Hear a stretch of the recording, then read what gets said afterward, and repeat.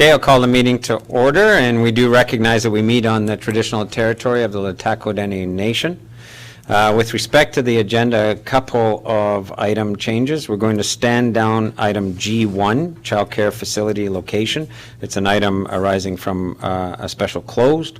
We're going to add agenda item G2, items arising from previous special closed meeting, Shiraoi House lease, and you have that. It's the attachment with the actual motion to bring forward into the public domain.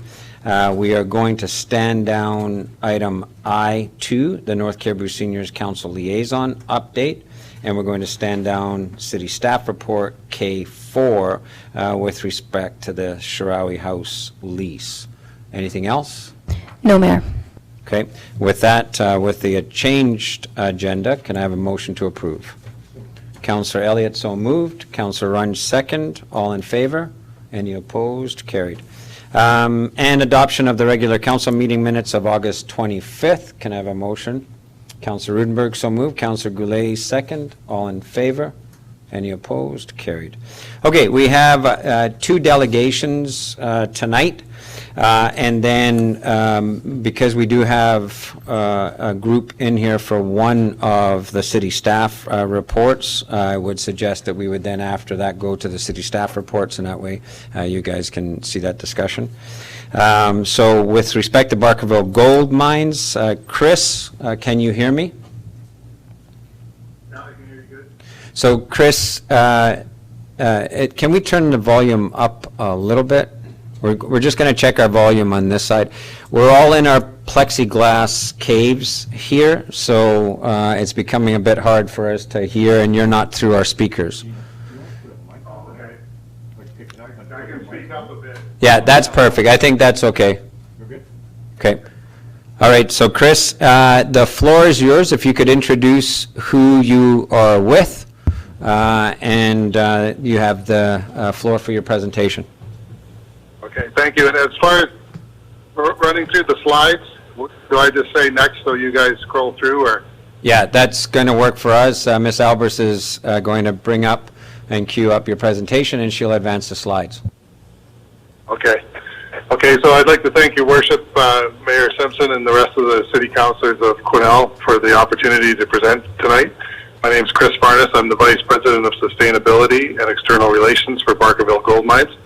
I've been with BGM now for since 2013, working on the Bonanza Ledge mine, and now the Caribou Gold project and the DEA process, and moving forward. So I guess we'll start with the first slide. Yeah. So I'm here tonight to discuss with you guys about the Caribou Gold project. It's going to be a proposed underground gold mine. The Barkerville is proposing to develop east of Quesnel and Wells. It's basically right in the community of Wells, and it's in the traditional territory of the LHTAKO DENE Nation as well. And so tonight I just want to share information with you guys and kind of hear back from Mayor and Council what's important to the city of Quesnel and what you feel might be important to the residents of Quesnel. Next slide, Bob. So BGM is a Canadian-owned company, and we're owned 100% by Osisko Gold Royalties currently. BGM is based in Wells, BC, and we have a headquarters in Toronto, Ontario, where we have a staff of about 5 people there. So our vision is to establish a safe, long-life, sustainable mining operation in the historic Caribou region of central BC here that has a low environmental impact and a positive socioeconomic return for Indigenous partners and stakeholders in the region. And that's something to keep in mind as I go through this presentation, is that what you'll notice is that we use a lot of previously disturbed sites for this project, and it has basically about a $7 billion return on the 16-year mine life that we're proposing. Next slide. So here's some of the Caribou Gold project components. So the mine site is right in Wells. As we said, if people are familiar with that, it's right in the old Caribou Gold Quartz mine site. Kind of when you drive into Wells and you see the end of Jacob Clubs Lake, that sort of red tails area, and then there's a bit of an old waste rock pile. That's the old Caribou Gold site. So that's where we're proposing to use an already disturbed site for the new project. So it's going to be a 4,750 ton per day underground mine. That's the average projection. It will that to initially start with. It'll ramp up to that over time, and there'll be a surface concentrator with with surface facilities within that building. So that's what you're going to see when you come into Wells is a large type building that houses the concentrator. And then Bonanza Ledge, we're already permitted up there with a waste rock storage facility, so we'll be using that to store some of the waste rock from this project in Wells. And it's about 4 kilometers away to Bonanza Ledge. Bonanza Ledge is basically in Wells as well. And then we'll be using the QR mill. We already use that in our Bonanza Ledge operations, but that's where we'll do the milling. And we're proposing upgrades to that because it is a different type of ore than what we're currently mining at Bonanza Ledge. And that's where we'll have our filtered dry stack tailings. And I'll talk a little bit more about that after. Transportation, we're going to use the existing roads, which is the Highway 26 and the Nyland Lake 500 Forest Service Road. And to energize this project, instead of using generators, diesel generation for electricity, we're gonna need a new 69 kV transmission line from the Barlow substation to the mine site. Next slide, please. So here's our Caribou project timeline here. So basically, we've spent the last 5 years doing exploration and kind of, shoring up the resource so that we realize that we do have a project, and we're also in the planning phase. So we're early on right now in the EA process. We've submitted our initial project description, our engagement plan, and we've got back our summary of engagement. And we're hoping to submit our detailed project description within the next day or two here. So after we get through that process, the EA process, which is still another 2 years, get our EA certificate, get the permits, and it's about 2 years worth of construction. That'll start around 2023, and we'll still be doing some detailed design during that time. And then the operation, the proposed mine life right now is 16 years, but we're fairly optimistic that there's still more ore underground there, and that'll be started in full operation, and then closure is about 2 years plus monitoring. And so that seems like an optimistic 2 years, but like I said before, we're using already previously disturbed sites, and we're also going to be doing progressive reclamation as we mine. Next slide, please. So these are some key project components and their updates to our initial project description. But basically what you see here, like I said, so you see the end of Jacob Club's Lake. So this is the proposed mine footprint here. And so starting with the northern transmission line will come in from the northwest. And you see we've done a bypass here because we've heard from residents that they didn't want traffic going through town. And we've been engaged with the community of Wells now since 2015 talking about this project and stuff. So we've done a bypass before town so that all the trucking that's going to the QR mill will not be driven through town. There's going to be water management and water treatment on site. There's going to be worker accommodations. There's going to be a camp for about 200 people, and the electrical substation and the portals where we'll actually mine from. And like I said before, the transmission line. So it's approximately, the footprint there is about 19 hectares. Next slide, please.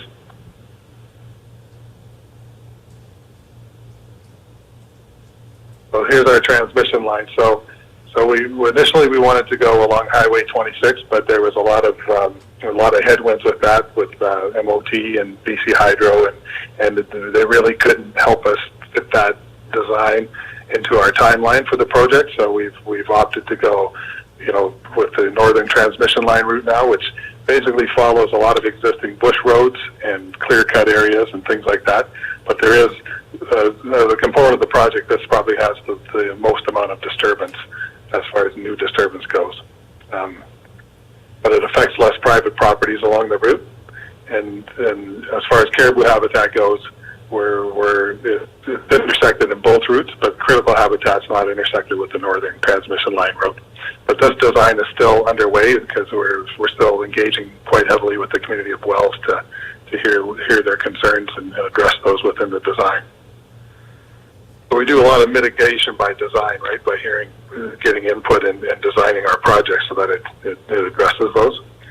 So as I said too, we're doing filtered dry stack tailings, so everybody's familiar with sort of subaqueous tailing storage like Mount Poly, and in fact even at our QR mill right now, the old mine site, we don't mine there anymore, but what that picture down in the bottom left there is a picture of the current TSF, we call it, tailing storage facility at QR, and so that's how the old style of storing tailings is, built some dams, submerge them underwater so they don't oxidize. But what we're proposing is a filtered stack tailing, so basically it's kind of like pressing apples for juice, but basically you squeeze the water out of them so that they're somewhat dry and you can stack them in bricks.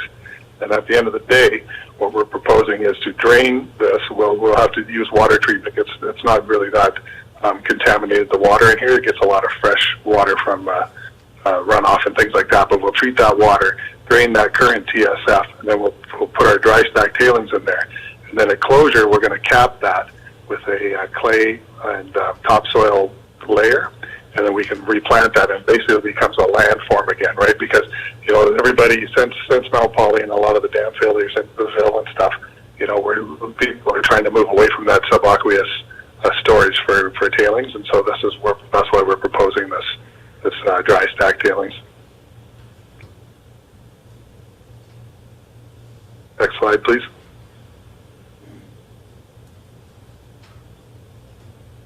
So socioeconomic and environmental considerations and sustainable development. So we started the baseline studies for the EA in 2016, and they'll continue on until 2021. And like I said before, we're minimizing these impacts through design. So as we encounter different issues along the way with design or things like that, we try and design to mitigate those impacts. And so maximizing the benefits, to the community of Wells and to our Indigenous partners, and like I said before, it's a $7 billion project at the end of the day. So there's a lot of spin-offs and things like that would improve the economy of the region. So employment. So during our construction phase, it'll be plus or minus 250 jobs, and during operations, it'll be about 450 jobs. And those will basically be shifts. So at any one time, there'll be about probably close to 300 employees in Wells. So the mine life, like we said before, is 2 years of construction, 16 years of operation. The people that are in charge of the geology and the exploration out there believe that there's a longer mine life there, and we'll know more about that in the coming years. We just started, we're drilling 100,000 meters again this year. So it's one of the bigger drills programs going on in Canada at the moment. The capital cost to get this mine going will be about $400 to $450 million for construction, and then $900 million in sustaining capital. Next slide, please. Are you guys hearing me okay still? Yeah, thank you, Chris. We can. Okay.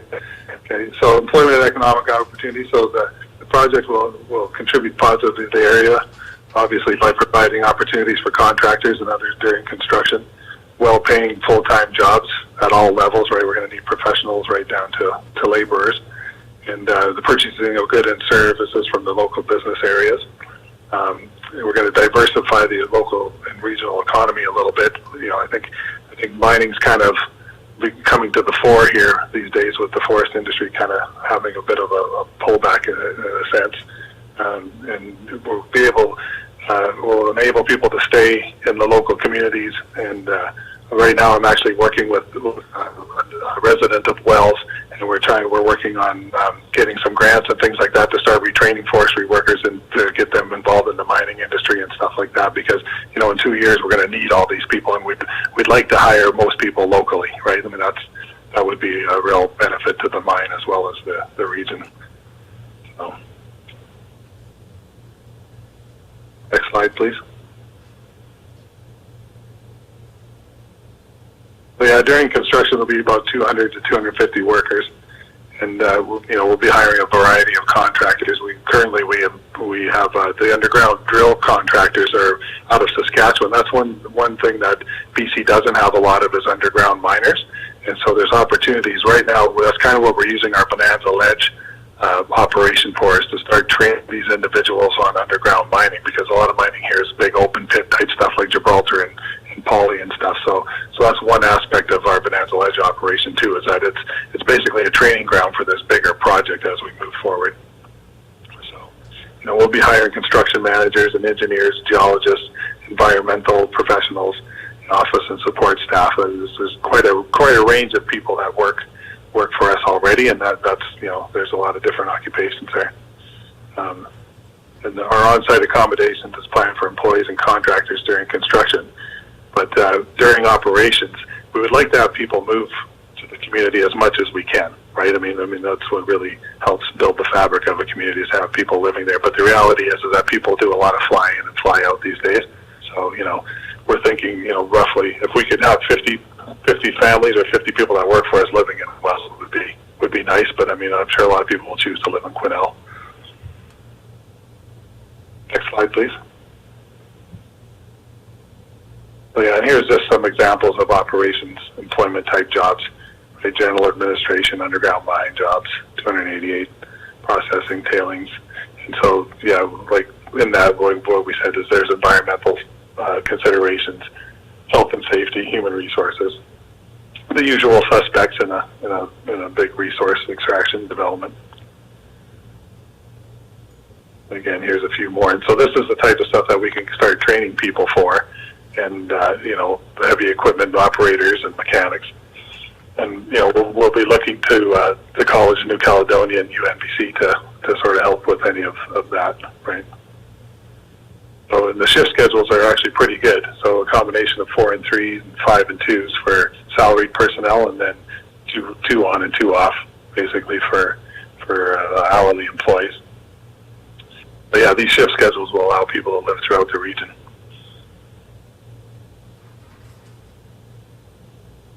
So basically our next steps are, like I said, we're submitting the detailed project description within the next day or two. And after that, the EA process keeps rolling on. That's about a 2-year process. But so project design, so we're still advancing the overall engineering design and to confirm project components and to explore options where they exist. And a lot of this comes from our we heavily engage with the community of Wells, and we hear their concerns and stuff. So that's where we're still sort of developing certain aspects of the mine and the concentrator building and things like that to address those concerns. A lot of concerns with noise, light, obviously, and then in the district of Wells itself. The detailed project description, so this is already, like I said, this is going out, and then they have the application information requirements, and that's coming right after we submit the DPD here. So this considers items that are important to interested parties, like the residents of Wells, stakeholders in the immediate area, Indigenous nations, and then basically it's how do they see the mine impacting the things that are valuable to them, or maybe benefiting the things that are important to them, right?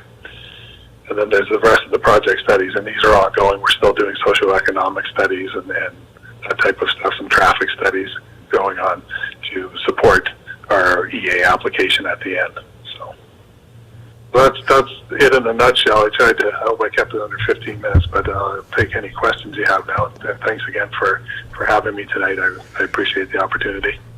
Thanks, Chris. We'll open it up for council, but we do appreciate you giving us this update. I think it's an important project for our region, as you've noted. Councillor Elliott? Thank you, Mr. Mayor, and thank you, Chris. This is extremely exciting. I've been hearing about it for a few years now, as I spend a lot of time out in Wells. I'm sure there are concerns with light and noise and things like this. I'm glad that the company has been able to move the road around, because it is quite a small community, but I'll leave those concerns up to them. But thanks for thinking of them. Obviously, we've got so many people in this area. I've got friends of mine that are working up north in mines, and it would be great to try and drive some of these people and bring them back home. So I'm glad to hear that you're interested, obviously, in getting some of the locals involved in this. My question, though, is as the chair of the housing committee, that we just did a recent report on our housing in the area, and I know fully well, I was looking for land in Wells itself, that it is pinched up there. And if you're looking at the possibility of 50 families living in there, I think that's ambitious, and I wish you very luck on that. But we've got some opportunities in Cornell as well, as far as land that's available that the city owns, and maybe there's a possibility for us to have a conversation at some point in time. You talk with some of our staff here on what areas that we could potentially help to try and accommodate some of the workers that are going to be working at your corporation. Yeah, absolutely. Yeah. We're more than willing to start those discussions and have those discussions with you. Yeah. I know it is ambitious to think 50 people would move up there, but yeah, it's always kind of been the hope, right? But yeah, well, I'd be one of them. It's just where you're going to put the homes up there. So I think there's a lot of ways that we could potentially help you, and we'd be obviously the closest community. Good luck with everything. Yeah, no, I appreciate that. Yeah, it's interesting. People say this to us, but I always remind people too. And you're right, the land situation is a bit challenging up there. But there was upwards of 4,000 people living there at one time, right? So it is interesting to think that right now there's 200 people and 50 might push it over the edge, right? But yeah, but I appreciate that. Yeah. Yeah, you just have to sort of deal with Crown Lands, right? We have Josh Pressey, the head of Flynn Roads, in here. That's why I'm giving him a little poke. But Councillor Paul. Yeah, thank you, Mr. Mayor, and thank you, Chris, for your presentation. Truly exciting. It's all good news. With regard to the proposed transmission line, I note in your presentation or in your handout that you're preferring the northern route, and I'm wondering, would that be a dedicated right-of-way? And what I'm leading up to here is that I'm affiliated with New Pathways to Gold and also with the Gold Rush Trail Sled Dog Mail Run, and we are looking for a route that we can take or that we can keep. And I'm wondering if there's maybe some future possibility of collaborating with Barkerville Gold to use that corridor for primarily for the mail run, where the Gold Rush Trail, the Gold Rush Trail, New Pathways to Gold. They have the Gold Rush Trail snowmobile route, and that goes from 70 Mile. Presently, it goes to Horsefly. It's planned to come over to Likely and then over to Wells, and the goal eventually is to tie into Umity Pit north of Quesnel. So I'm just wondering, would there be some possibility that we could collaborate on some of this? Yeah, possibly, yeah, for sure. If basically it would just take us sitting down and looking at a map together and seeing which parts of the route, because there is some ground in there. Okay, got one more question, and this is more of a curiosity question than anything, and that is, yes, you're setting up on the old Caribou Gold Quartz site. Does that mean that you may be reclaiming some of the existing underground infrastructure, i.e. abandoned tunnels? Yeah, and so right now, for people that don't know, we are responsible for all the old added openings and things like that, so we have to keep those closed. That's basically part of the mine code as it currently exists. And yeah, there is an opportunity. So basically, if we go back to that mine slide again or whatever, but for our mine water use, we have to pump all the water out of those old mine workings to begin with, right? And that's why we're going to have a water treatment plant there, because some of that water, it has some issues, but we're going to treat it, and we're going to use that in the mining process. And whatever we don't use will be treated and put back into the environment. So those old tunnels will be dewatered, because basically you can't start doing new tunnels in case you actually accidentally hit one of those old tunnels and swamp your underground, basically. So there's that aspect. The other aspect is that, yeah, I kind of alluded to that, but BGM inherited from the previous operators a lot of old legacy sites, and that site there is a legacy site as well. And we have biweekly meetings with the contaminated sites folks in BC. And the goal is that the hope is that as we start to reclaim that area after the mine life, and we can do reclamation during as well, right? And that's kind of the nice thing about a project this size with this type of revenue, is that it affords us the opportunity to clean up some of this old stuff and leave it better than we found it, right? And so, there's no money sort of in the government they kind of do a site at a time, whereas, there are a lot of legacy sites. There's the old Mosquito Creek mine, there's the Orem mine, and the Gold Quartz mine that we can reclaim. And we bought some placer claims in that area too, and we've been reclaiming them and using them for core storage and things like that. So, yeah. Thanks, Chris. It's Mayor Simpson. Just a couple of things from my part. and then I do have a couple of councillors that have put their hands up now. One is just with respect to the QR mill. I flew over this whole area with a previous proponent slash owner, and that's quite the drive. Was there any, discussion? I know it's a big piece of infrastructure there, but any discussion about bringing the whole mine together and having your ability to process closer to where you're extracting? Yeah, we considered that, and then when we first took it to the community, a lot of people didn't want a mill and tailing storage in the Wells area, right? And so that was a consideration, and that would also, it could, we do have some old plastic claims and things like that we've looked at for tailing storage and things like that, but yeah, it just kind of made sense at the time to use that infrastructure. And just to put things in perspective for you real quick, and I don't want to take up too much time with this, but the whole purpose of the concentrator is to basically reduce the amount of truckloads going down the road. So it'll be about 20 truckloads a day going from the Caribou Gold mine down to Cornell River to be processed, right? And that's currently what we do now with the Bonanza Ledge, but that ore is not concentrated. So we're trying to keep within the parameters that we've already sort of established with our current mining operations.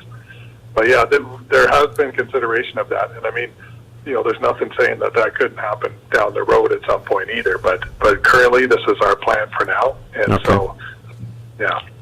Okay. The other one is with respect to the transmission line. I know there was some conversations around Troll tying in, whether or not Wingdam could come in, etc. Where are you ending up with this one that's the more northerly route? Did they have opportunities to get off their diesels and get into a more cost-efficient manner, and are they part of the thought process of trying to get this line down to you? Yeah, and initially that was the whole purpose of this, right? Is that we kind of got together with the District of Wells, Barkerville, Troll, and Wingdam, and we'll talk with DENE, and we all met with Bill Bennett when he was the minister, and he shortly left after that. But we wanted to approach it as a consortium in a sense to get this going. But what was evident right away is that there was no money for it, right? So BGM was paying, so that's fine. So we said, well, let's use the Highway 26 route, because that is right in line with distributing power. The thing about taking power off the line is that Troll and Wingdam both would have to somehow get a substation on their own, right? And right. those, and when we talked about substations, even in the community of Wells, it's about 8 to 10 million, right? So we always thought, well, if we could get the power out there, then we could figure out kind of getting the substation down the road. And we're still working on legacy ideas around this. Everything is still sort of in the engineering stage and stuff like that. But currently, because we're building this line privately, we're still not able to distribute or power ourselves. So, okay. But we're hoping down the road we'll be able to do that. One thing I do know is that I know that Ed Coleman now is working towards getting the three-phase power out to Wells, and so having that existing infrastructure along the highway that exists, you could upgrade that line to three-phase, and then there might be the possibility for that to come to fruition. And BGM is still 100%. We are a proponent of that as well, right? So Chris, have you met with Minister Ralston since he's taken over the portfolio? Yeah, we did. So he actually came up to the mine site and had a visit, so he's aware of that too. And so there's probably a lot of stuff going on behind the scenes with that. So, yeah. Okay, well, if we can help out on that as well, we'd be happy to. And then my final area sort of feeds off of Councillor Elliott's on the housing piece, and I think we're hoping to have a housing stakeholders meeting. We had to stand it down from the spring, but that's an area we need to do some collaborative work. But the other place that would be good for us to chat as well, and particularly with our economic development officer acting as a support for you, is the whole area of employment, recruitment, retention from construction through. I can tell you right now, we have coming on stream 2 major capital projects at the hospital, a new school, at least one housing project, if not more, coming on stream.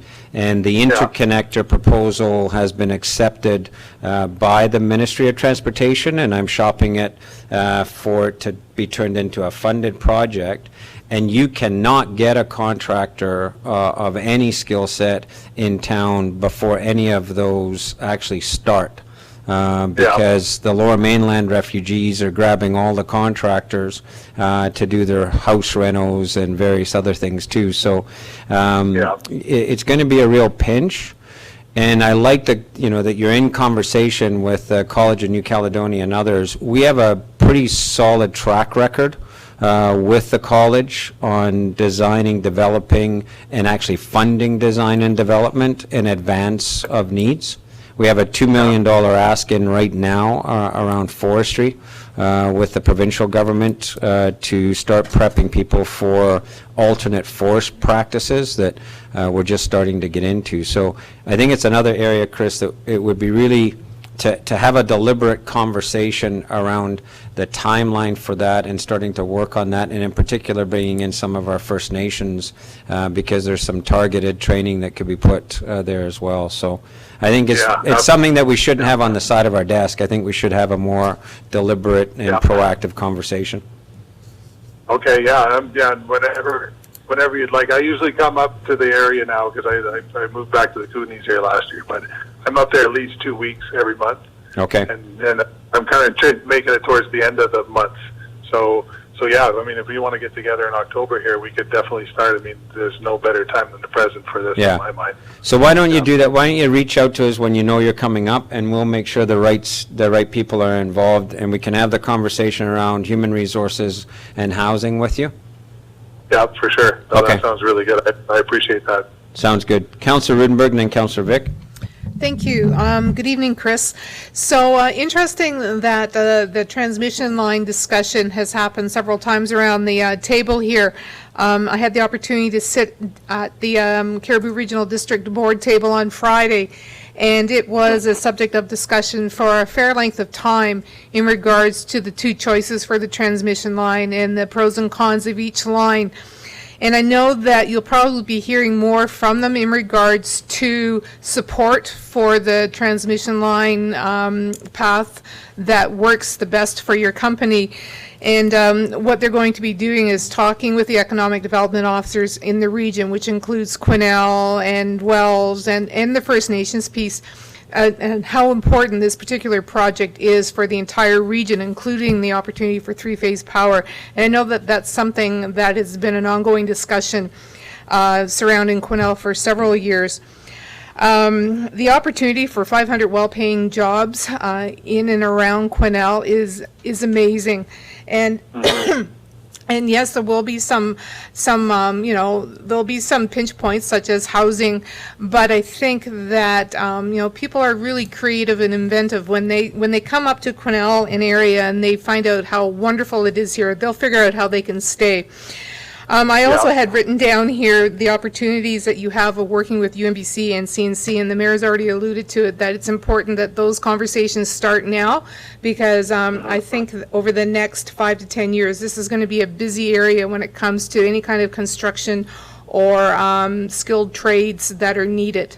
So thank you very much for your company's dedication to this project, and I look forward to seeing how it all comes out in the wash. So I appreciate that. Thank you. Councillor Vic. Thank you, Mr. Mayor. Thank you, Chris. Really excited for this project, and as Councillor Rudenberg alluded to, the opportunities for employment for all the communities in the area are tremendous. My question, and maybe you can elaborate, in your presentation, you noted the mine has a 16-year lifespan, and you believe that perhaps that could be stretched. And I can't understate, obviously, when communities lose a major employer like a mine, the devastation that can cause. So I know I'm looking many decades into the future, but can you comment further on how you think that mine could perhaps exist longer than 16 years? Yeah, I mean, it's basically just based on the geology. One thing I do like to point out to people, too, when I'm doing these presentations and stuff, and you guys are locals there, so you know, and a lot of locals do, but But what's really interesting about that area is that there's been mining there since the 1860s. And what it shows is that for sure, mining resources, ore deposits, things like that, they're finite resources, right? They don't grow back. But as far as an activity, mining is sustainable. It's sustained Barkerville and Wells, right up until present day from the 1860s. In one way or another, it's fluxed in and out like that. But it's a really good example of sustainable mining over a 100-year-long period, right? And I mean, along with all the placer stuff that goes on up there. But yeah, basically how the geology works there is, we've drilled currently to 300 meters there, and we've done a couple. And so the geologists have really, because we have a big land package, they've been able to really do some scientific type stuff there, and they've identified sort of how the trend goes. And basically, it goes down dip, and I think they've done 4,000 meter holes there. And I mean, they're getting so good at it now, like they understand it so well now that when they drill, they always hit these vein corridors and find gold. So we're hoping to get underground. Once we get underground, because it's really cost prohibitive to drill those 1,000-meter holes. But with those 4 holes, we hit the same type of mineralization 3 times with those kilometer-long holes. So the theory is that trend continues down dip, they call it, and basically goes further underground. So a kilometer down, possibly 2 kilometers down, right? I mean, that type of underground mining in the east and other places of the world isn't unheard of, right? But so that's kind of what they're proposing, right? And that's an optimistic, of course, forward-looking statement, which the marketers like to use and stuff. But I do know I spend quite a bit of time with the geologists and stuff, and it's a real thing. And I know that they've basically unlock the puzzle of the geology out there. So yeah, they think it could go well past that mine life. Yeah. And usually that's how mines go, especially these type of underground mines, is that as you get underground, it's more economical to keep drilling, right? And so they just sort of keep, advancing and advancing. Yeah. Okay. So, Chris, thank you very much, and I look forward to you reaching out to us, and we can have a more substantive conversation around the housing and the human resources, and we can play a role in assisting with that. So thanks for joining us tonight. Okay. And enjoy the Kootenays. It is a fun place to live, almost as fun as here, but yeah, not I quite. used to live in Prince George, So, yeah. All right, thanks, Chris. Yeah. Take care. Okay, thanks, you guys. Bye-bye. Yeah.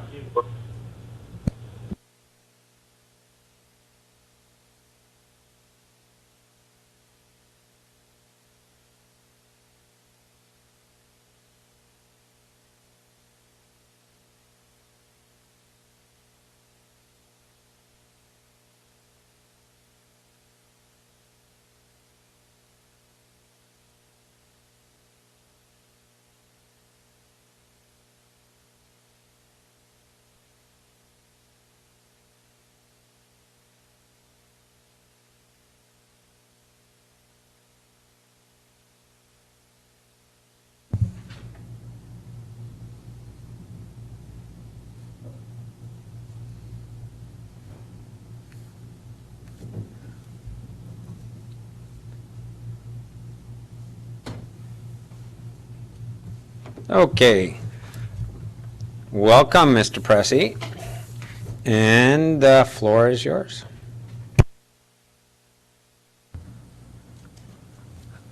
Sure. Hello, so my name's Josh Pressey. I'm the District Manager for the Ministry of Forest, Lands and Natural Resource Office out of Cornell here for the Cornell District. So I look after the Cornell area as a general area, so all the way out to LHTAKO and all the way east over to Wells. And pretty much for north area up to just about to Hickson, and southern area down to about Alexandria. Okay, so that's the area that I look after. And here I'm today to talk a little about the community forest agreement and community forest opportunity that we have for the Cornell TSA as a collective. So just a bit of some terminology. So within the Cornell district, so I look after forestry is the main portion I look after. And within the forestry side for the Cornell district, there's 2 types of forestry tenures I look after. So one type is a volume-based tenure. So the volume-based tenures are replaceable forest licenses that we give to our major forest licensees that have a sawmill. So West Fraser, LHTAKO, and so on. And Canfor used to have one when they were here. We also have a non-replaceable forest license that is term determined, such as 5 years, 10 years, 15 years, and that's usually for general forestry reasons. And within the non-replaceable forest license, we have a couple awarded to some First Nations in the area, and as well to C&C Wood Products. So that's a volume-based tenure, and they kind of, their conglomeration in the Cornell timber supply area, that all the licenses go out and find the volume that they're given, identify cutting permit, and we issue them cutting permits for those areas. The other type of tenure we look after is an area-based tenure. So there's tree farm licenses. So tree farm license is an area-based tenure, and it's solely accountable to the individual that owns that tenure. No one else is allowed to harvest timber inside those areas. So in Quesnel, we have West Fraser has their tree farm license. We also have woodlots. We have about 66 woodlots in the district. Right now we have one community forest for Wells, and we're looking at having another community forest. And that's the reason why I'm here today to talk to you folks, is about the community forest opportunity. Let's see. Perfect. So all this started off with, we went through a timber supply review about 4 or 5 years ago with the chief forester, Diane Nichols. And so Diane took us through the timber supply review to come up with a new annual allowable cut for the Cornell TSA. So we went from about 4 million cubic meters in the Cornell TSA to down to 2.675 million cubic meters. Okay, and of that just over 2.6 million cubic meters, 1.25 of that is dead, 1.25 is live, and there's another 127,000 cubic meters that ended up being deciduous. Okay. Through that process, it was an extremely collaborative process with community members, individuals from the city, individuals from the regional district, and the broader membership, and as well from our First Nation counterparts and our industry representation, our clients. So through that process, one of the things we did here is communities want to be more involved in the forest sector and what was being impacting them, especially when we had our timber supply dropping from 4 million down to 2.6, and eventually we're probably getting somewhere with that 1.2 to 1.5 million cubic meters annual allowable cut for the Cornell TSA. So we heard quite loudly that communities want to be involved in that process and actually have a significant stake in what the new economy is going to look like. Then we went through the apportionment process. So once the annual allowable cut has been determined, then the minister takes that annual allowable cut and apportions that volume to categories.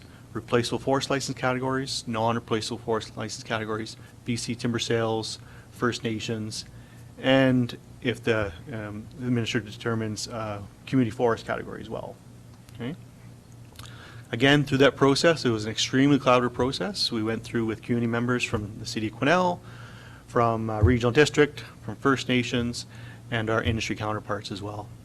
And what we heard actually quite loud and clear as well through that process is that significant desire to be involved in the forest sector, and as well a desire to have a community forest for the broader area, so that they participate in, again, the forest sector, the economy of the area, and because the apportionment happened after the wildfires, how do we actually start utilizing those types of areas to mitigate the fire hazards for our large communities in the area and our population that's very broad throughout the district.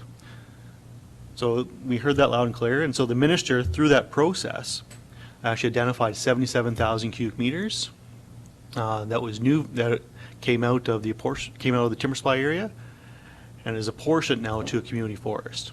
Okay?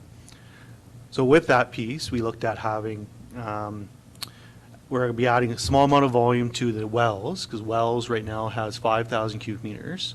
So we'll be adding some volume to that. We still have to get a decision out of the minister what is left and what that commitment will be. But the remainder of the amount of volume will actually be in the broader community's hands. And so we've actually asked the broader community to participate in that. So through the city of Quesnel, we've touched base with the regional district, and as well our First Nation communities that reside within the Quesnel district. And that's very important, reside in the Quesnel district. So it's the people that live here, participate here, and are involved in the forest sector. We are quite concerned about having individuals, doesn't matter which community members outside of this area, having too much input on what the people of this area want to be involved with. Next one. So I've been involved with community forests for quite some time. I think they're a great opportunity for having the people involved, the local sector, that if there's removal of the natural resources off the land base, it impacts the land base, the people of the area should be involved in that process, and community forests really help out with that. So here's just some of the benefits that I've seen from community forests. Really helps to achieve a wide range of community objectives, and community objectives are different from each different community. A community of Cornell might have totally different objectives than the city of Prince George or Vanderhoof or Fort St. James, which is totally okay. But the community forest allows for that difference of objectives. The diversity of use and benefits from the area really provides a social and economic benefit to the community and the province of BC. Really promotes community involvement and participation in the natural resource sector. Promotes and strengthens relationships with our Indigenous and non-Indigenous counterparts, especially in a community like Cornell, where I know the city of Cornell is really reaching out to our First Nation counterparts, trying to build a collaborative relationship, and vice versa. I've been really impressed by all sides, the local governments, First Nation leadership, and the province, kind of how they're starting to come together as a collective and moving it forward. Really truly fosters innovation. And of course, there's always a potential for economic gain through a community forest, because it is a large amount of volume and it is an economic opportunity for the community. So here's where we are right now in the current process. So in January of this year, there was an expression of interest sent out to all the parties in the area. We've now received input from all those members of either, yes, they want to participate, yes, they think they want to participate, we're not sure what level, so there's still some conversations there. The formal invitation to apply is still pending from the minister. So once we received all those opportunities, the minister will send out an actual invitation to apply to the collective. We've heard actually quite a bit from all the membership around the costs, especially if it's a collective coming together for a community forest. There is a significant cost there, and it's really unfair either for one municipality or one government or one individual to bear that cost. So we've actually looked at, because there's between when the volume was apportioned to when the community forest will actually be issued, there's an opportunity to utilize the undercut volume that was apportioned to the community forest. We'll be looking to issue a non-replaceable forest license to either a member or a group of the member within the community forest, so that they can utilize that non-replaceable forest license and get some revenue in there to help offset those costs. So really where we're at right now is, so we still need to do the invitation to apply to the collective. The group itself needs to come together as a structure. So what is that government legal structure? So that we know who to talk to, and we know who the decisions are being made and how the decisions are made. More so who is actually making the decisions and who we talk to. Then once the governance structure is created, then there's the formal application, which is the area selection, the maps, description of the legal entity, the manager plan, description of the community awareness, support and involvement, and First Nation consultation. Okay. Before we move off that side, is there any questions around where we are in the process? I think it's probably best at the end? Sure. Yep.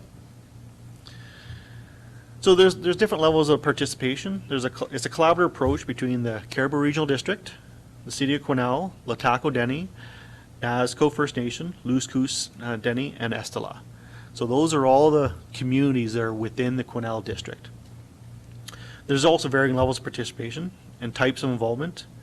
When can they choose to be involved, and what do they need to choose to do once they've decided? So that's the legal entity, figuring out kind of what structure there is, and at what stages do the communities or participants be involved. Sometimes there might be an agreement where maybe one of the groups, they don't have the ability, they don't have the desire to participate right now, and they only want to participate with maybe their initial input. And I think that's okay. But again, it's the collective making that decision.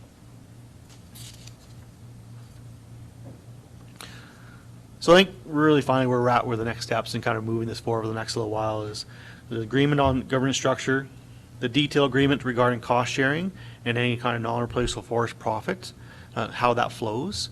Because if there's no legal entity and we give it to one membership, there's always that opportunity that they just take that volume and take that money and keep it, rather than bringing it back into that group, right?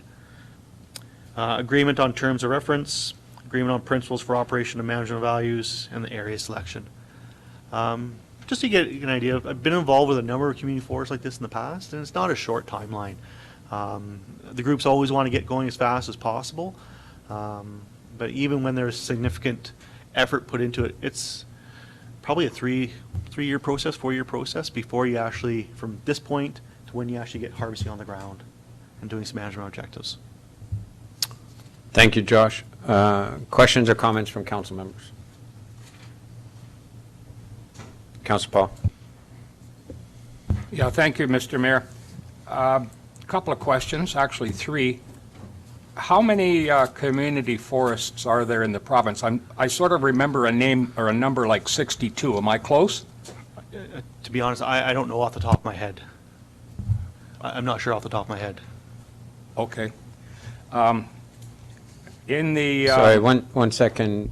Aaron, do you have that number offhand? Because we can get you that number, Councilor Paul. We can get you Okay, that number. thank We've you. been in touch with the association, and they're the ones that track that more than Josh would. Because I'd certainly be interested in, and I'm sure the rest of my council colleagues would be interested in having a look at sort of I guess, an overview or summary of each of the community forests in the province. And I'm wondering if you can refer us to possibly a handy-dandy web link that would provide a little bit of a summary for each of the community forests in the province so that we can see how that they're structured, how they're administered, how they're governed, et cetera.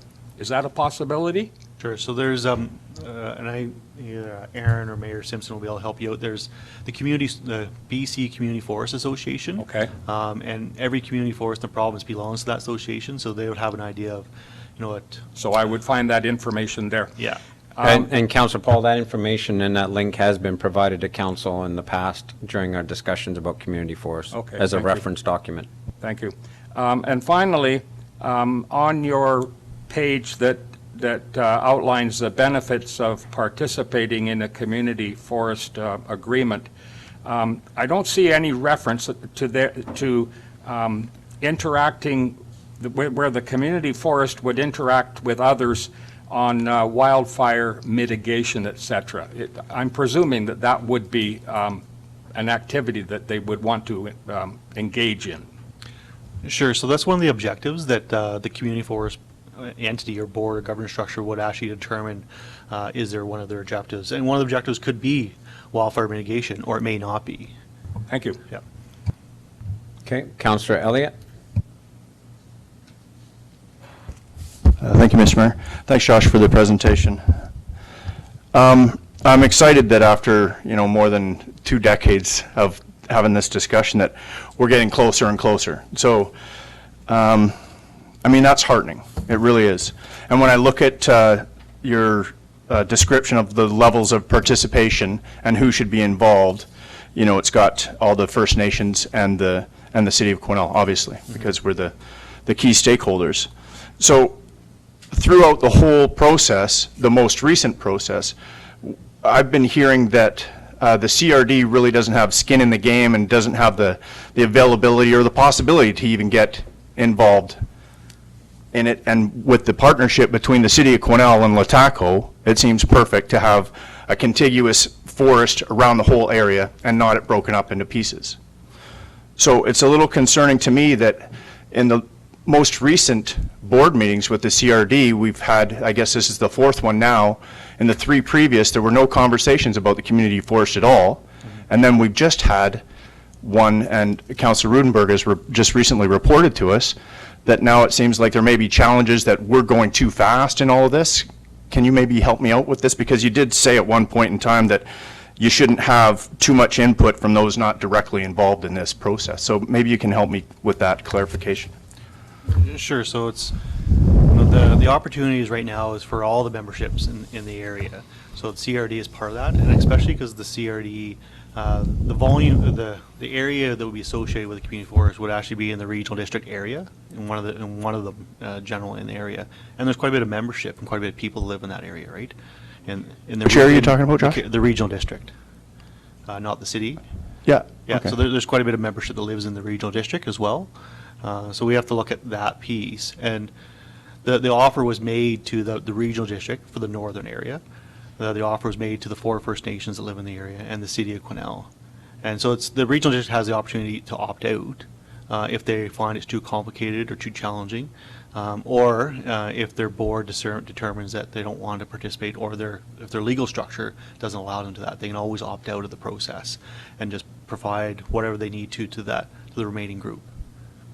Okay. Okay. That helps a bit. I mean, how many, I know that the number for BC was a bit large to have off the top of our head, but in the regional district, how many community forests do we have right now in our regional district? And how many are the CRD actually involved in those communities? So in the regional district is the area, and we have the Wells one. That's in the Which the CRD is not involved in. No, and I'm not sure about the other ones, to be honest. So I know there's some down in Wims Lake with Big Lake and the city of Wims Lake, and there's one near 100 Mile as well. But I'm not sure what the involvement is there. Yeah, it's zero. Yeah. There's no regional district involvement in any of the community forests in the Caribou Regional District. Yeah. So it has been done in other players. We did it in LHTAKO, where the regional district was involved. And, you know, it's like anything, right? It's all these opportunities where people are invited to apply and invited to participate. Then the structure gets established, the governance structure. Now, not all people opt to be involved, right? And so that's up to the group. Okay. Councillor Runge? Thanks, Josh, and thanks, Councillor Elliott. I think, yeah, my question is actually with regards to any player, whether it's, if they're not interested in playing and are not moving forward, is that timeline, can we speed that timeline up so the other people that are interested can get going? Or is that, like, how long do we wait for that? Like, if what I hear with the regional district is true and they're waffling and they've been waffling for, let's say, 2 years, when does that, cutoff come so that we can move forward, so the rest of the people that are interested can move forward and apply? Yeah, so one of the pieces we'll be supporting the group on is the governance structure, and that's really where you start getting into the piece where it's either the group is in, or the group is out, truly around that broader piece, right? Because if they're not going to be involved in the governance structure, that means they're out. Or if they are going to be involved in the governance structure, they figured out how they can do it and what their level of participation is, and that'll be this fall. Yeah. Oh, good, yeah, that's good to hear. I just don't want someone to maybe unintentionally hijack a process, because we've been very, very close to a community forest here in this town, in this area, I think multiple years ago, and then got shut off by someone who wasn't interested with other interests. So that's, for me, it's, I'd like to see us move forward if we have any chance to move forward. Thank you. Gotcha. Yeah, once the offer is provided by the minister, it's a moving forward.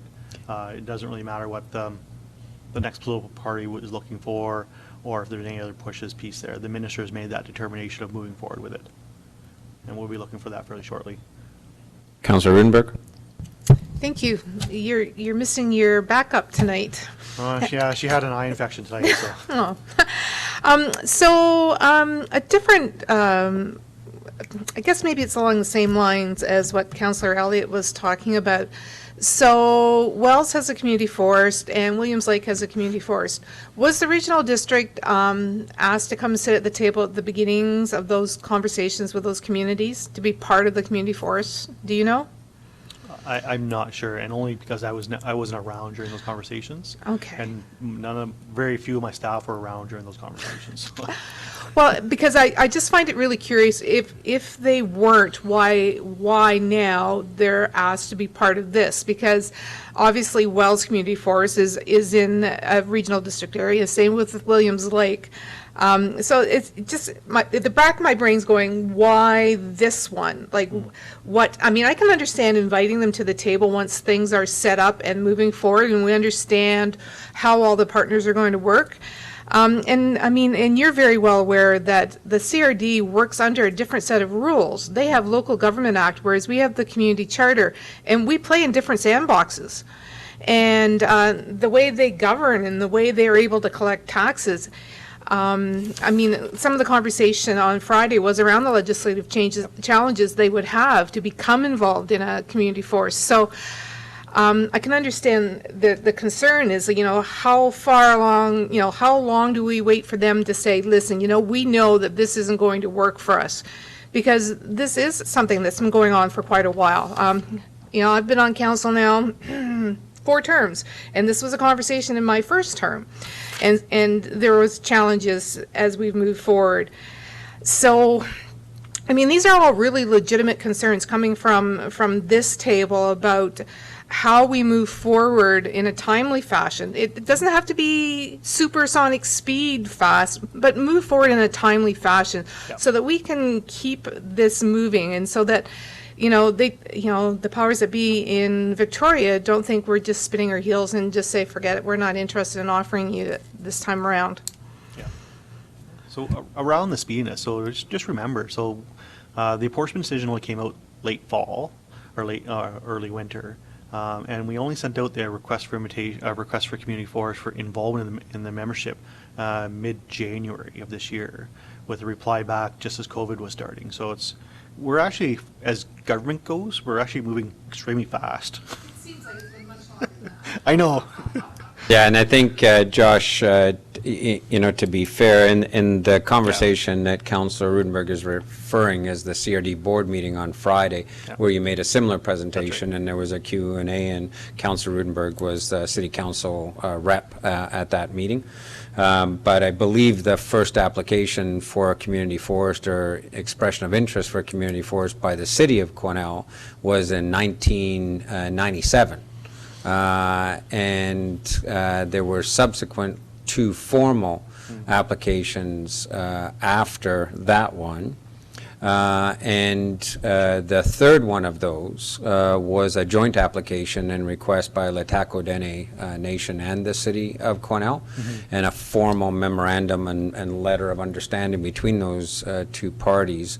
So, I think that the issue is that we're going into our 3rd meeting tomorrow of the group that's been asked to come together, and we still have a couple of partners who aren't sure if they're wanting to play, but now that we're in the decision mode, they're stymieing the group that definitely wants to play from actually making decisions, like the non-replaceable forest license, for example, or the beginning of the area discussion, which is a huge part of the application process, or even the management discussion, because the group, other than one of the parties who isn't sure if they're going to play or not, has already landed on the fact that we need a leadership group made up primarily of chief and council members, etc., and a technical group, and the CRD doesn't agree with that process. They don't agree with a contiguous land base. They think it should be pockets of land, etc. Meanwhile, none of that has ever come to their board.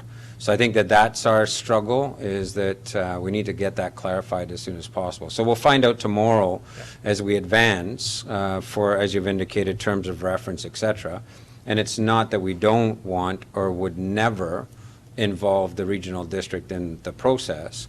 It's as your emails have said to all the parties, you need to have decision makers at the table, and when you can't have decision makers at the table, it stymies us from getting on with what you've already indicated is a very, very long process, when it's working, right? So that's the council's concern.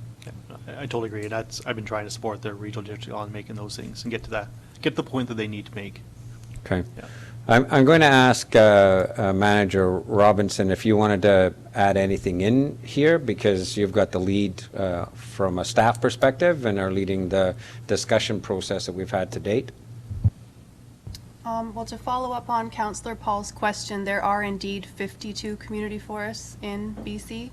And I do have a nice flow chart that shows all the different community forests, their governance structures, management types, who their shareholders are.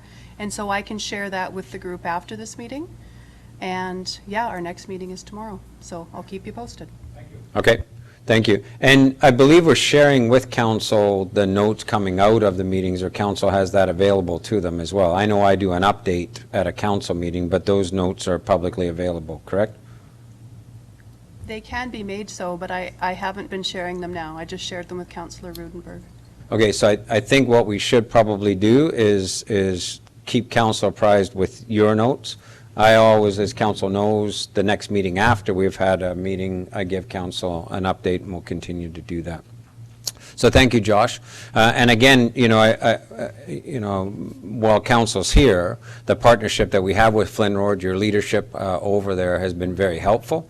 And as I said at the announcement of this volume being assigned to a community forest, notwithstanding the trials and tribulations of trying to get it going, was a courageous decision by the government, supported by your staff, because with that shrinking timber supply, to hive off 77,000 cubic meters and say that's for a community forest was pretty gutsy at that time. And I think we've brought West Fraser along and others that they know that wood's not going to disappear. It's just going to be managed slightly differently and still make itself available. So, we'll get there. Yep. Okay? Perfect. Good. Thank you, Josh. Appreciate it.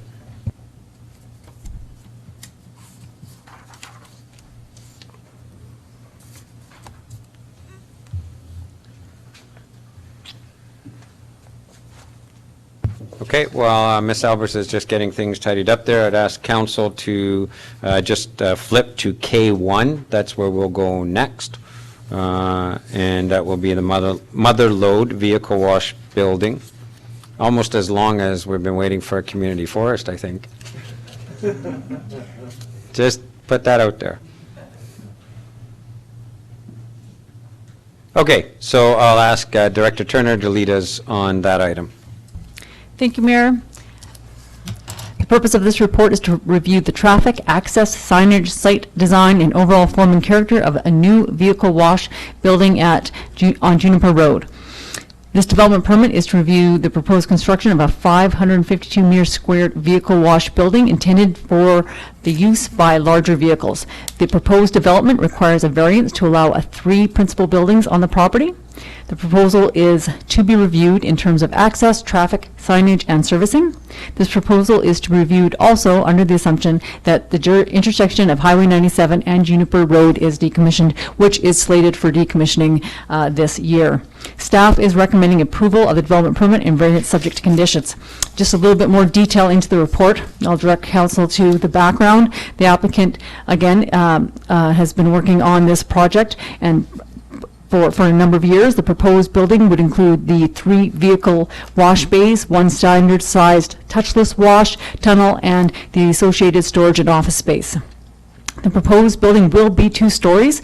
At this time, the upper story will be for storage. There may be a conversion to office space, but we've talked with the developer, and they would seek a building permit at that time for any occupancy change such as that. The type of vehicles that are to be utilized, again, are the larger vehicles, recreational vehicles, and trucks. If constructed, this 3rd building would be this would be the 3rd building sited on the site. Review of this project was conducted under the assumption, again, that the traffic would be closed. In terms of the zoning bylaw, it meets all other requirements of the zoning bylaw. The development permit area guidelines, this development does meet a number of the requirements and meets a number of the guidelines for the development permit area. And is acceptable to staff in those areas. The vehicle access and circulation have caused issues in the past, as there is currently the exit from the Juniper and Highway 97. I've spoken with 2 staff members from the Ministry of Highways, and they have secured to me that they are going to be closing that access this year. It's slated to be closed. I am pushing for an exact date on that and hoping to have one soon. We did receive, as is in your package, a letter from the Ministry of Highways from Todd Hubner, the regional manager, stating that he is committed, that will be closed. The proposed site access changes to the site accesses now will include removing 1 access and making the northernmost and southernmost entrance points only, and having the central area be an exit only. We feel that this is an improvement to the overall traffic flow and site circulation for the development. There is some issues with regards to servicing and drainage. The site is drained one of two ways. Surface water is captured and directed to a culvert on the eastern edge of the property, and is also captured and directed to a recharge chamber located on the south side of the property, which drains eventually into Dragon Creek. There is some discussion with the Ministry of Forest, Lands and Natural Resources wanting a little bit more update and information on that. The developer is working to get a plan through an engineer to clarify all of those issues. And that will be all submitted prior to the building permit submission.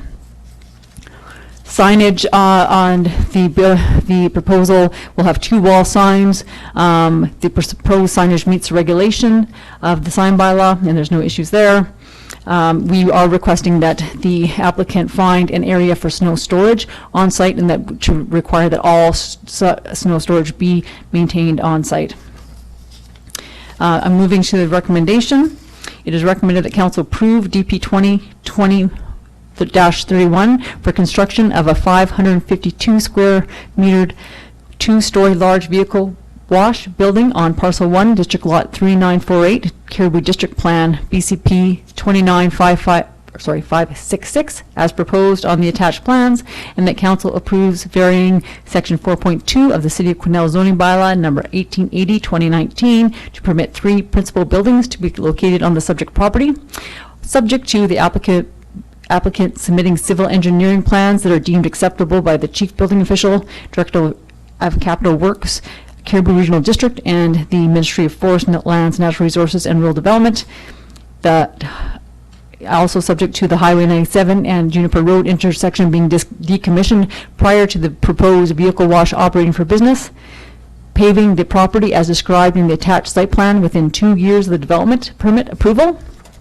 And also subject to the traffic changes outlined in the attached site plan being completed prior to the occupancy of the building. Questions? Councillor Elliott moves the recommendation. Seconder, Councillor Paul seconds. Questions or comments? Councillor Elliott. Thank you, Mr. Mayor. And thank you for your continued investment in the community. It's been a little while since our last conversation, but I think I can't even remember when our first one was about this, 8 years ago or something. It was a while ago. The property looks beautiful. I don't have any problem with the variance of putting up another building in there, because I know it's going to look perfect as well. As you're well aware, the only challenge for me in the past has been the traffic. So if that's getting looked after right now, and that one area is getting closed off, then I'm good to go. I am curious, though, if we've had any discussions about the possibility of speeding up the timeline on the paving. Like, does it have to, or is it your intention to wait 2 years, or could that, dovetail with the construction? Because I don't know the business, but I'm not sure you want people coming out of there into the mud. Just so we're clear, this isn't a hearing No, and you're an not wrong. You're not interrogatory. wrong. I'm sorry. So staff have that there, and Director Turner. Yep, thank you. Thank you, Council. Yeah, we do encourage paving at the developers, when they can, as soon as they can, I guess. We know we've had issues in the past, and we do encourage the paving. The requirement to pave, is a requirement of the development permit, however, and you do have 2 years to complete the development permit. We just want to put that is the end of that timeline for sure. Councillor Paul and then Councillor Vic. Yeah, thank you, Mr. Mayor. The proponents would know that I've been bugging them for a long time to get this thing up and going. I own 2 RVs, and I'm looking forward to having not to dig out the pressure washer, et cetera. And I'm also happy that the access off of the highway is slated for closure. Every time I come in there, I turn a little bit religious because I have to say a little prayer. So I'm happy to see that is going to be cleaned up. Councillor Vic. Thank you, Mr. Mayor. I'll echo Councillor Paul's comment about taking your life in your own hands, making those navigations there. And I think that will make a much safer area and a better place to operate the business, frankly. So also, obviously appreciate your patience in the process. And I'm also excited that we're going to have a small piece of infrastructure here, which will make it unique to sort of the North Caribou, having a facility like this. And I hope we can attract new business that was not there before. Thank you. I don't have anybody else on my list from council. Just a couple of things with the proponents here. I visited car wash similar to this up in Smithers, and it was in the middle of nowhere relative to Smithers, and busy as all get out for both trucks and RVs going through. So echo some of those comments. But as the proponent will know, it's this business of getting the professional engineered documentation that's necessary for both, as we see in here, the CRD with respect to sewer, Flynn Road with respect to drainage, and our building department with respect to the engineered drawings that they need. And as we've had the conversations, we live in a land of professionals and lawyers, and we're as hamstrung by that as you are. So hopefully you can find, the professionals that you need to get this tidied up so that you can actually make the investment that you want to make. So I wish you all the best, and like others, thank you for your continued investment in our community. So on that, I don't have anybody else on my speakers list. On the motion, all in favor? Any in opposition?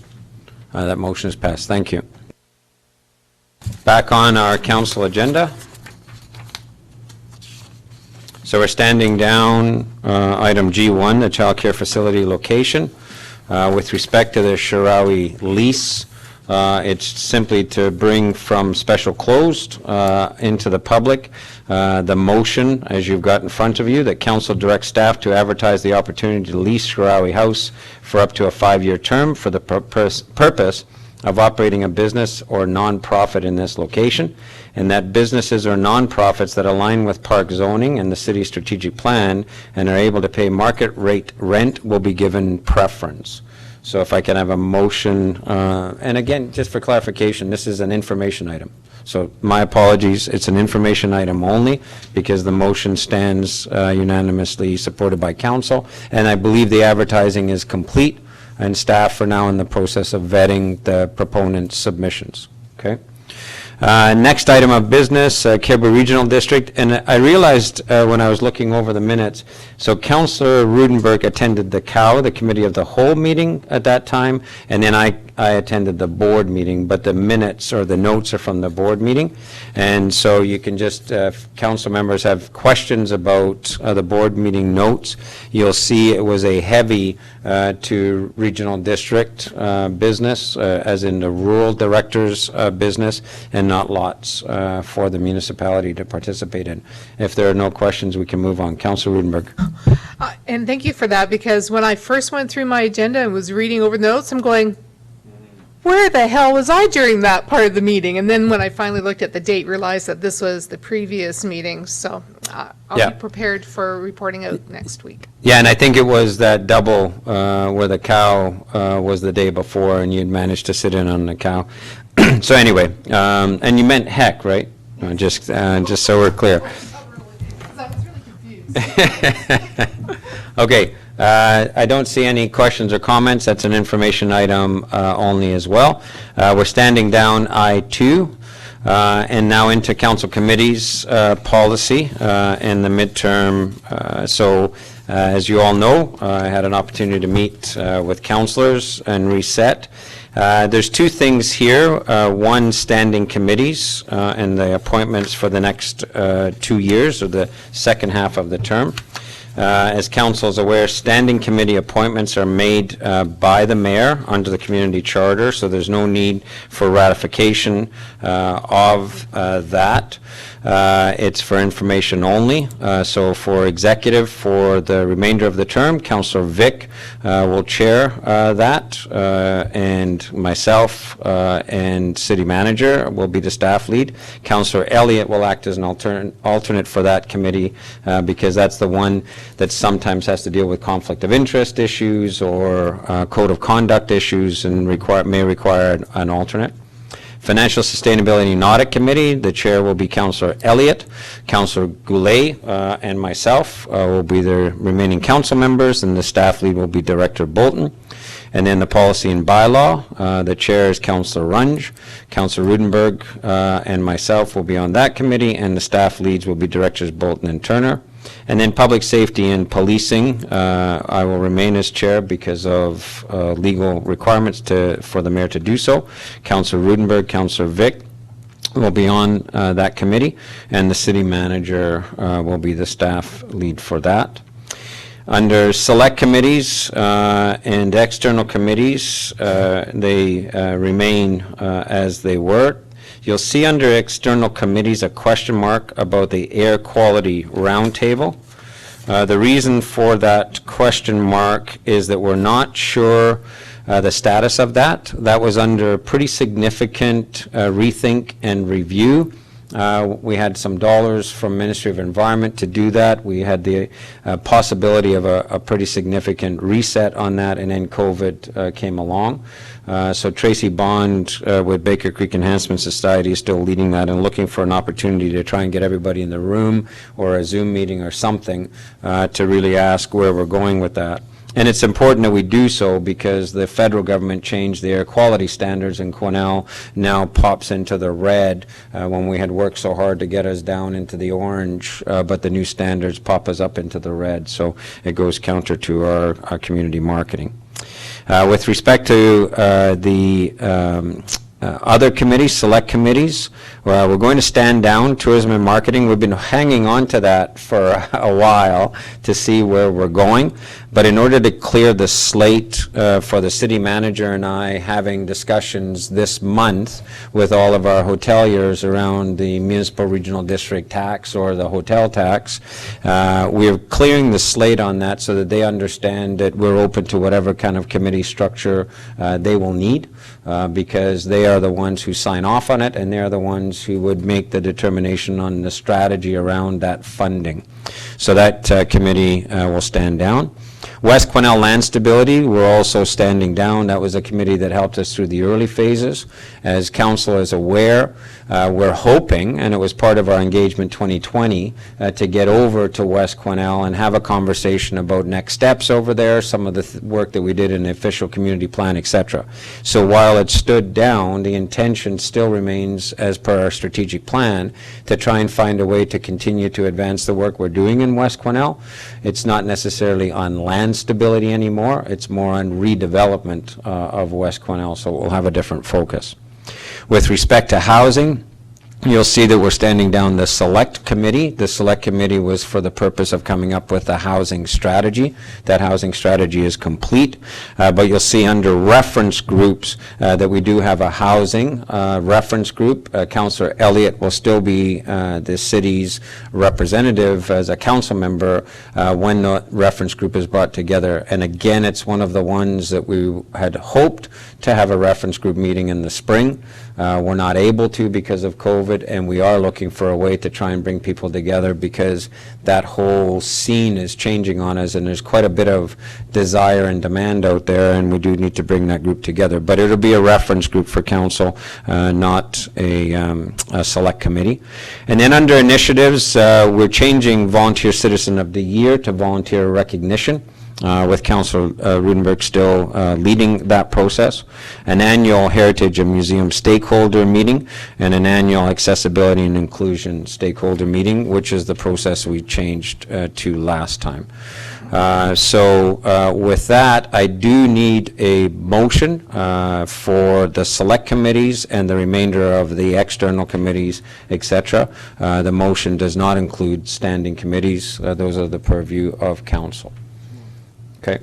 Councillor Elliott, so moved. Seconder. Councillor Vic, questions or comments? Councillor Paul. Thank you, Mr. Mayor. I'm obviously very conspicuous by my absence on any of the lists for the standing committee select, well, anything. And I'm just wondering if you could explain why you've excluded your senior councillor from this list. So, Councillor Paul, we had a conversation. The city manager was part of that conversation. You were asked specifically if there was any way that we could have confidence that you would not misrepresent the work of council in the public domain. If you still stood by the words that you had said to our two senior counselors next to you, Councilors Elliott and Rudenberg, that my agenda as mayor was as a serial arsonist, burning up the city, that you did not have confidence in that agenda. And so the best place, I think, for you to do your work is in council chambers in the full light of the public and the webcasting that we've got. So on the motion, May I respond to that? floor is yours. Thank you, Mr. Mayor. Some of the allegations are a little bit flavored, okay? I just want to say that I'm in my 5th term. I attended So, my Councillor first Paul, this is council not meeting time 47 years for ago. a history lesson. Stick to the point Okay, at I hand. got one more point, and that is that, yes, you think that maybe you're punishing me, but unfortunately, you're punishing my council colleagues by overloading them with work that I am quite capable and very willing to engage in. So, Councillor Paul, that's simply not true. Councillor Rudenberg and Councillor Elliott, you were the ones that sat with Councillor Paul. He actually claimed to the city manager and I that, that we were editorializing, same words that you used just now. But did Councillor Paul or not state that my agenda was like a serial arsonist burning up the city and was quite negatively predisposed to the agenda under my leadership? Either one of you want to comment on that? Councillor Elliott? Yes, Mr. Mayor, that's a direct question, and that's exactly what was said.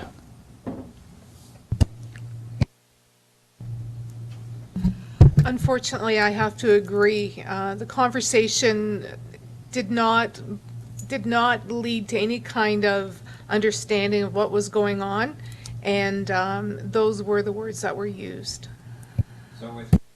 With respect to workload, Councillor Paul, in order to not burden other councillors with work, the executive committee stood down to a 2-member of council committee with a single staff lead and an alternate. So there is no additional workload for any council member with respect to standing committees. And with respect to the rest of the committees, there is no additional workload. That's the same workload that council members were carrying before. There is an annual meeting of Heritage that is run by staff, and that's the only thing that, really was needing to be picked up. So, Councillor Paul, we're not going to go around and around on I'm ready to go this. back to work anytime you call me. Yeah, and so the minute you can guarantee this council and the mayor that you will not be misrepresenting council in the public domain, and the minute you have the ability to express confidence in all of the strategies and the vision that we have for this community, which in most cases you voted in favor of, we are happy to have that conversation with you. It'll be the city manager and I, as it was last time. On the motion, all those in favor? Any opposed?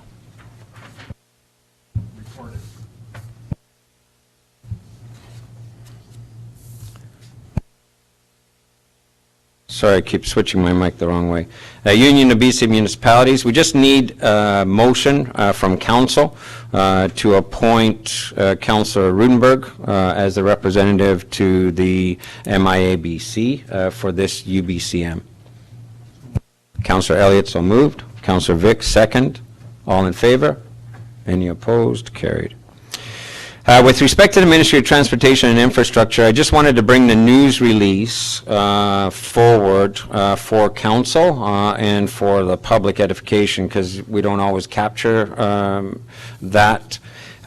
So I've heard some folks in the community talk about the fact that this is just another part of a almost 5-decade conversation.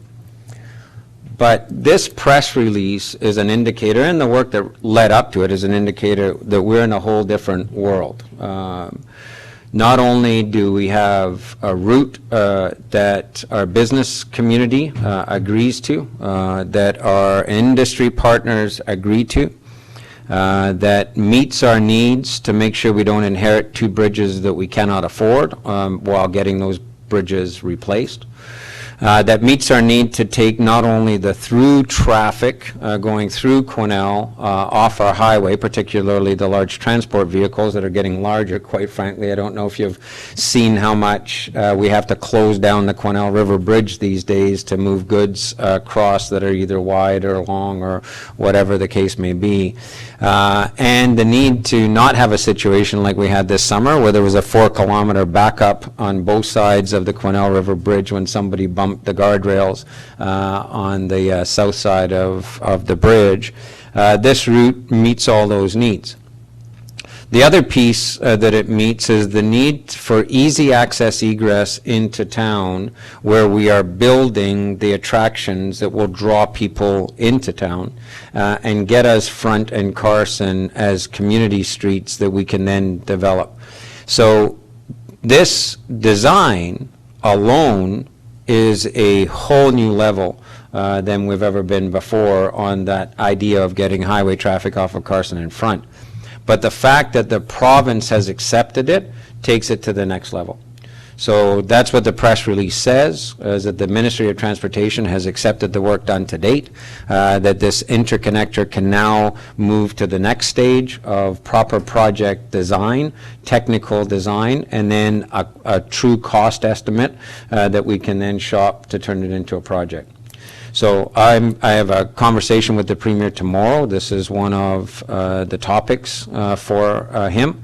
And we've been in dialogue with the federal government as well about this project. And over the next little while, now that this is public, what we want to do, and we've got strategic planning this week, what we want to do is ramp up the community support and pressure to turn this into something that will get a shovel in the ground as fast as possible. On a relative scale, this is an inexpensive fix.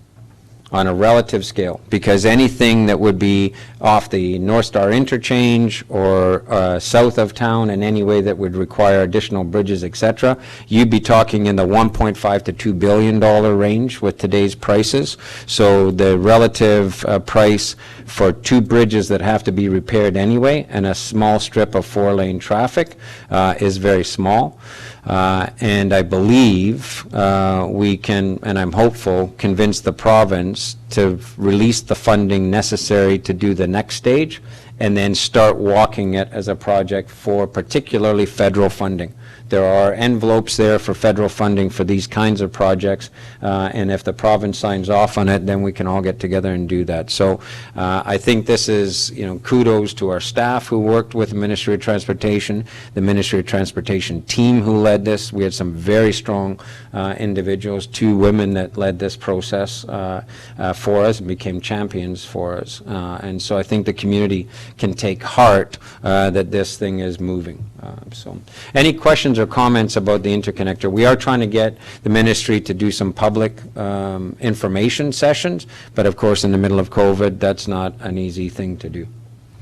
Questions or comments? Okay, information item only then, and please do make sure you're apprised of it so you can answer any public questions. Okay, moving on to our next city staff report from Director Turner again, University of Northern BC Design Studio course. Thank you, Council. The purpose of this report is to inform Council of a new opportunity to provide an educational platform for the School of Environmental Planning to engage in a mock design and planning project in Quesnel. UNBC's School of Environmental Planning has requested permission to utilize a site in Quesnel for a design planning course. Caribou Field was identified as an excellent choice due to its size and surrounding context. Due to COVID-19, the students will be challenged with identifying consultation activities that are at respective distancing. This class will be clear with the community and any stakeholders they are consulting with, however, that this is an educational project for the school.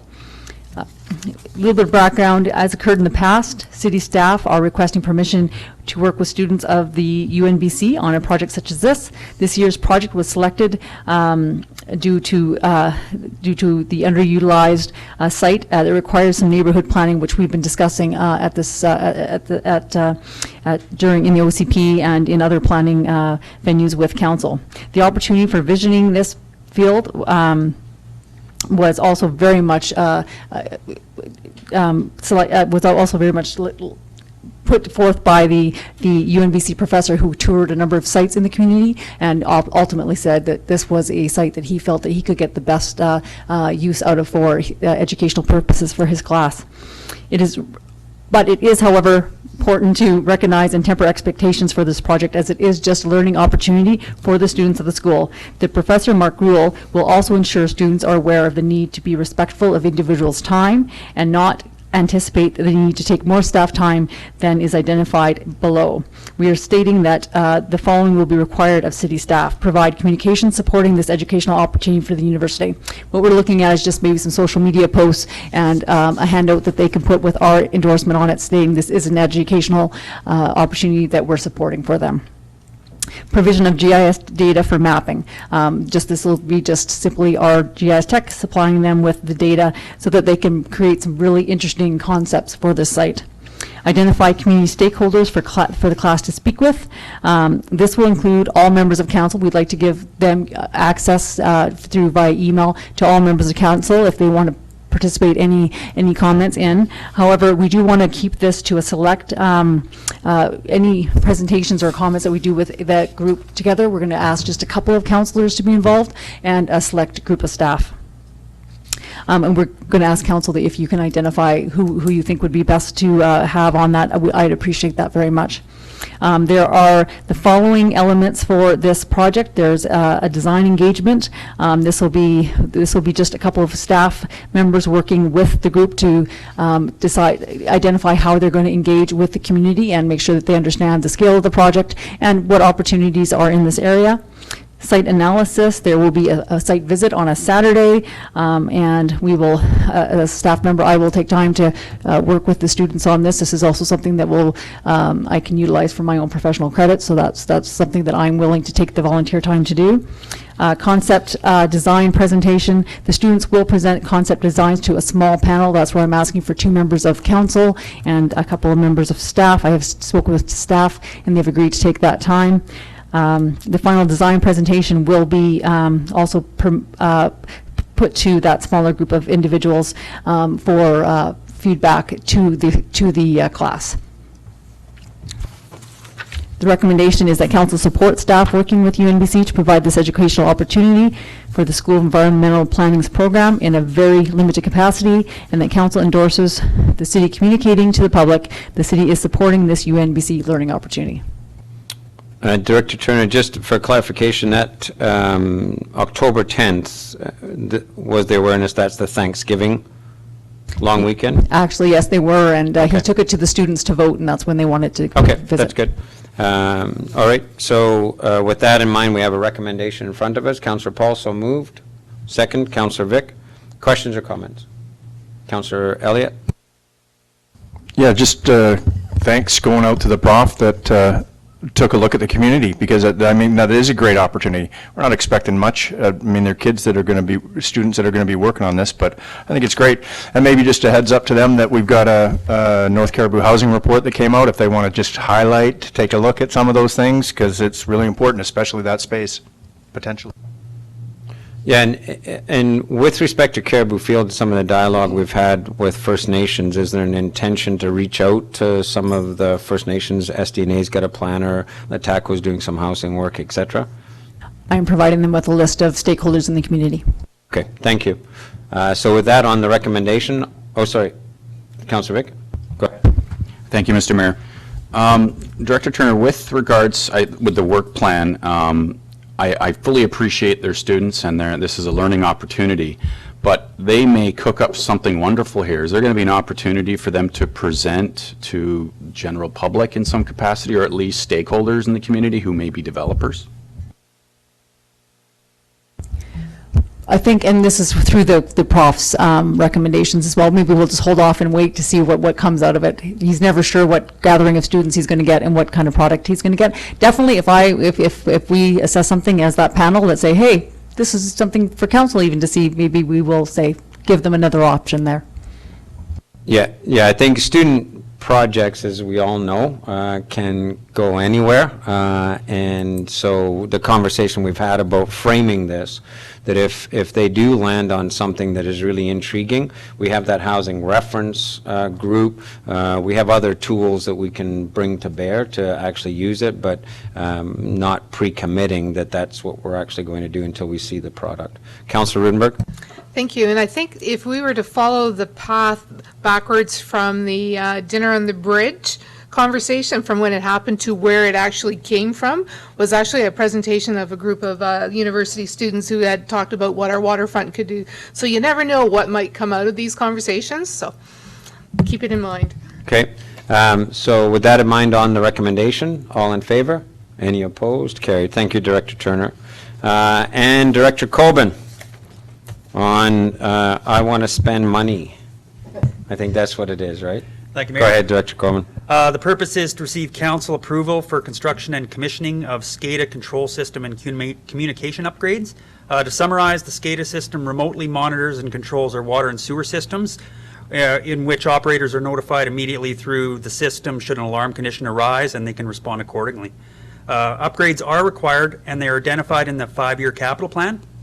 In conjunction with the relocation of the public works to the new site on Sword Road, cost savings will be achieved by installing the upgraded programming, hardware, and equipment relocation now while the facility is still under construction. The opportunity arose that other IT functions such as internet and telephone could utilize the tower and would result in a one-time connection fee savings of $24,000 and an ongoing monthly operational savings of $800 per month for internet. The recommendation is that council approve $187,000 for Scada system upgrades, with funding coming from water and sewer reserves. Councillor Rudenberg moved. Councillor Paul second. Any questions or comments? Councillor Paul? Yeah, I'm obviously in favor of this, but would you be coming to council with this request if the new public works facility was not on the agenda? Yes, absolutely. It's been identified in the 5-year capital plan for a number of years and was slated for 2021. Yeah, this is just advancing the spending for something that's in our capital plan. That's why it needs the permission of council. Okay? On recommendation, all in favor? Any opposed? Carried. Thank you, Director Colbin. So we have no council information package, no correspondence, bylaws, business, no changes to upcoming meeting schedule. We made the changes to committee appointments as per the report. Announcement, future events. Seeing none, gallery questions. Sorry, so there's a process, and it's outlined in here. You just have to come up to the mic, and is the station on the right is the sanitized one? Is that correct, Ms. Albers? I believe so, yeah. Okay, go ahead. So you'll have to state your name, your proper mailing address, and those will be on the public record. And then the question has to be pertinent to tonight's discussion, okay? Okay. My name is Chuck Lowen, and my address is 3403 Johnson Road. I am Ronna Wilman's son-in-law. I married Ronna, and I guess you might consider us Fraser Valley refugees. But actually, I think it's more of a homecoming because I was born in Queen Charlotte City, lived in Burns Lake and Houston in my formative years, and I've really enjoyed coming back to the community. We moved back this spring, and one of the main reasons was to join with Ronna Wilma with this project that you've given approval, so we appreciate the approval that you've given us. We appreciate Tanya and her team and all the work they've done with this. The question we have, and it's always been a bit of a sticking point with the traffic, and I think it's probably going to be okay, because we just want to cover all our bases, and we wouldn't want if for some reason the access wasn't closed on the highways by the time we were ready to open, I think it'd be a hard thing for us to have our project held up because of that. So we're looking for assurances, and I know Tanya's looking to try and get an exact date, but we do know that things can happen, and so we're just looking at the what ifs. In fact, if you look at the letter, if I can draw your attention to page 54 of the agenda, it's the letter from Todd Hubner. And if you look in the third paragraph, And we don't have the report. The city has a report that that Ron had commissioned for him to do. And if you look at his report, he does see that it's okay to, with the one minor change to the intersection, to be open as is, even with the highway exit as is. In this letter, it's not amazingly clear, but in conversations with him, you can see it's crystal clear in his mind that it is safe to have it as is. And so this is a plan B that we're talking about, the what if it's not open in time. And so I guess what we're looking for is what kind of assurance we have. Like, I know what you approved in the development permit says otherwise, but if we look at Todd Hubner and what he had suggested, it contradicts that. Yeah, and I just have to be careful as chair, because gallery questions is a pretty tight legal process, and so we'll just stick to the question at hand. And I know I've had the conversation with Ministry of Transportation about the closure of that and whether it's ironclad. You'll be aware that the businesses and other impacted areas got notification, direct notification, that intersection is going to be closed. So the question is the timing in my mind. So Director Turner, maybe you could just clarify from a process perspective, while council tonight said subject to, then if Ministry of Transportation for some reason delays that project, what's the process for revisiting that by council? Revisiting their ability to open? Yeah, so the question is, really, our recommendation says it has to be closed. It's a hard stop, has to be closed in order for the approval to go ahead, for the business to begin operations. So the question is, what if it isn't closed and Mother Lode is ready to go into operation? So it's really a process. It's not a second, it's a process question that we have. So what's the process for council being able to revisit that circumstance at that time? Well, the exact wording out of the report from Todd Hubner is that the ministry would suggest you strongly consider the recommendations put forward in the L&M report that you commissioned with regards to access and consolidation and access geometry. So he's stating that you should proceed as long as those are taking place, right? Yeah, so I don't want to get, that's why I'm saying gallery questions are not an opportunity for us debating the nuances of some people's words. Yeah. Right? So the question that we have in front of us is, if we do end up with a circumstance where the Ministry of Transportation has not closed that intersection because they've delayed the project or something has happened, Mother Lode is ready to go into operation, what would happen for council to be able to revisit at that time the constraint that they've put on tonight's recommendation? We could proceed back to we could just come back to council for a development permit. It'd Yeah. be just a development permit amendment.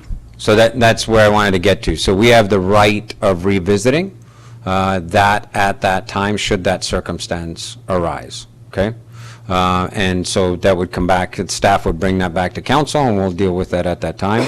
But I can tell you, the conversation that we're having with Modi, and my understanding is that an early phase of the Racing Road, hydraulic road project is the closure of that intersection.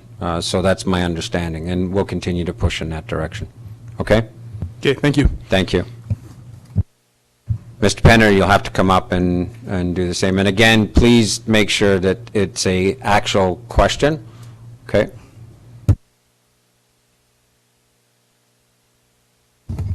I'm Ron Penner. I developed the other car wash in Quick Lube, as you know. We need your formal address, please. 3609 Terrico Road. My situation is, if I invest $2 million, I don't want to have this hanging over my head. I want to go ahead now to open up whenever, no matter what they do. So, Mr. Penner, I've already answered the question to the best of our ability tonight. Can we change that approval? No, we have finished our business for tonight. We've already dealt with the business item. Gallery questions, again, is not an opportunity for debate or revisiting the business of council. It's an opportunity for clarification. So we've provided clarification that there is a process available to council should the circumstance arise that that intersection is not closed and you're ready to go. And so we will visit that at that time. That's Okay. not good enough for me. Well, I'm sorry, Mr. Penner, that's just the way that it is, and that's the recommendation that was before council, okay? So how do we change that? So, sorry, Mr. Penner, this is a legal process. Gallery questions are for clarification only. It's not a public hearing, it's not a debate process. So you will now, after this meeting, if you're not satisfied with something that's in here, you'll have to work with Director Turner with that. We're closing this off now. I'm going to have to ask you to respect our process and be done, okay? Thank you. Thank you. Okay, with that, can I have a motion to adjourn? Councillor Elliott so moved, Councillor Vic second. All in favor? Any opposed? Carried.